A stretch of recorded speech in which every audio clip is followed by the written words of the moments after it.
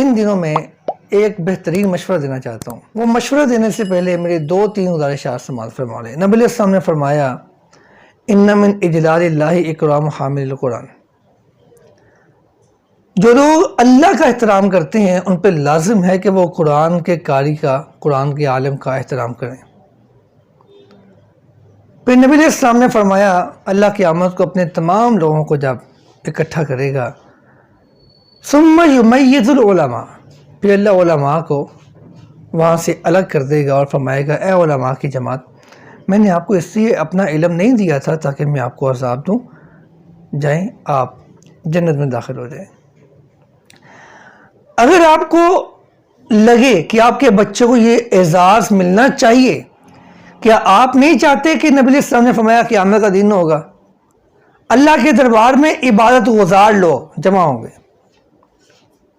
اور وہاں علماء بھی موجود ہوں گے، اللہ عبادت گزار لوگوں کو جنت میں بھیج دے گا، اور پھر اللہ اہل علم کو، علماء کو روکے گا اور فرمائے گا آپ ٹھہر جاؤ، آپ لوگوں کی سفارش کرو، آپ کی سفارش کی وجہ سے میں لوگوں کو جنت کا داخلہ دوں گا. ایک کم احساس ہے اگر آپ کے بیٹے کو مل جائے. سیدنا عبداللہ بن مبارک رحمہ اللہ، وہ جب بھی کبھی دعوت کرتے تو اہل علم کو، علماء کو، طلباء کو دعوت دیتے. لوگوں نے کہا جی آپ کے پاس تو بڑے بڑے لوگ آنے کو تیار بیٹھے ہیں، آپ ان کو کیوں نہیں بلاتے؟ فرماتی ہے اللہ کی زمین پہ انبیاء کے بعد اگر میں کسی کو سب سے مقدس سمجھتا ہوں تو وہ علماء ہے. خیرکم من تعلم القرآن وعلمہ، یہ معیار ہے. نبی صلی اللہ علیہ وسلم نے فرمایا کہ سب سے بہتر ہے، سب سے بہتر. اور ایک روایت میں نبی صلی اللہ علیہ وسلم کا فرمان ہے کہ ان اللہ و ملائکتہ، غور کریں کتنا اعزاز ہو آپ کے بیٹے کا اگر وہ دین کا طالب اور اس کے بعد دین کا عالم ہو، دین سیکھے اور پھر لوگوں کو سکھائے. ان اللہ و ملائکتہ اہل السماوات والارض، اللہ اور اس کے فرشتے اور زمین و آسمان کی تمام مخلوقات، حتی النملۃ فی حجرہا، یہاں تک کہ چونٹیاں اپنے بلوں میں، حتی الحوت، یہاں تک کہ مچھلیاں پانی میں، لیصلون علی معلم الناس الخیر. جو بندہ دین سیکھتا ہے اور سکھاتا ہے پھر معلم بن جاتا ہے، اس کے لیے اللہ سے دعا کرتی ہیں اللہ اس پہ رحمتیں بھیج، اللہ اس کی حفاظت فرما، لیصلون، اللہ اس کی بخشش فرما، اللہ اس کی راہ ہموار کر دے، اس کے لیے راستے آسان کر دے، اس کے راستے سے مشکلات کو ہٹا دے. آپ کے لیے دعا کر دے کہ کم اعزاز ہے آپ کے بچوں کو یہ اعزاز مل جائے. اگر آپ یہ سمجھتے ہیں مولوی ہے، یہ کون سی بات، یہ کون سا مستقبل ہے؟ تو یاد رکھیے گا دنیا پریزنٹ ہے، اصل مستقبل آپ کے بچے کی آخرت ہے. مر جائے گا تب بھی یہ علم اس کے کام آئے گا.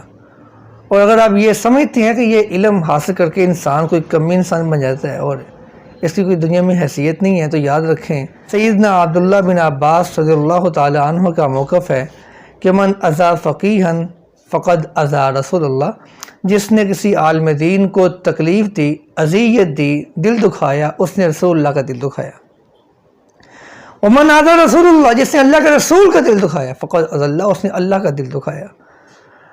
آپ دنیا میں رہ کے جب دیکھتے ہیں کہ لوگ یہ کرتے تو آپ دین سیکھنا چھوڑ دیں گے، آپ دین سکھانا چھوڑ دیں گے. جو باتیں کرتا ہے وہ اسی پہ ہے. امام احمد بن حنبل رحمہ اللہ فرمایا کرتے تھے کہ لحوم العلماء مسمومہ، علماء کی غیبت کرنا بڑی زہریلی چیز ہے. کیوں؟ یہ انسان کو اس کی اصل سے ہٹا دیتی ہے، انسان کے معاملات سے برکت اٹھا دیتی ہے.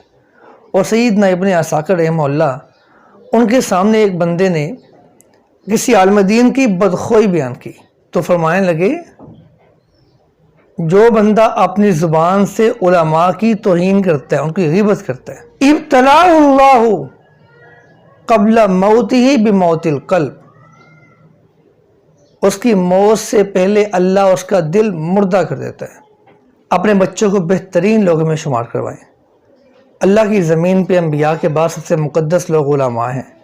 آپ کا بچہ اگر اس کا شمار علماء میں ہوگا تو یقین مانیے آپ کا بچہ ایک بہت مقدس بچہ ہوگا اور روز معاشر وہ آپ کی سفارش بھی کرے گا. آخری روایت نبی صلی اللہ علیہ وسلم نے فرمایا من قرأ القرآن وتعلم وعمل به البس والداہ یوم القیامت تاجا من نور، جو قرآن پڑھتا ہے، قرآن پڑھاتا ہے اور اس پہ عمل کرتا ہے، اللہ روز معاشر اس کے والدین کو نور کا تاج پہنائے گا، نور کا لباس پہنائے گا۔ تو یہ کتنا اعزاز ہے، کتنا یہ فخر ہوگا آپ کے لیے۔ تو پھر آپ کا بچہ، اس کا مستقبل، اس کی آخرت ہے، دنیا نہیں۔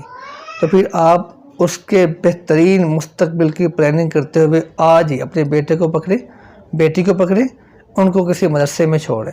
بیٹیوں کو بھی دین سکھانا اس لیے بہت ضروری ہے کیونکہ نیک ماں نیک معاشرے کی، نیک مستقبل کی ضامن ہوتی ہے۔ اچھی ماں اچھا معاشرہ، بری ماں برا معاشرہ۔ اپنے بہترین مستقبل کے لیے اپنی بیٹیوں کو دین سکھائیں۔ اللہ ہمارا حامی و ناصر ہو۔ السلام علیکم ورحمۃ اللہ وبرکاتہ۔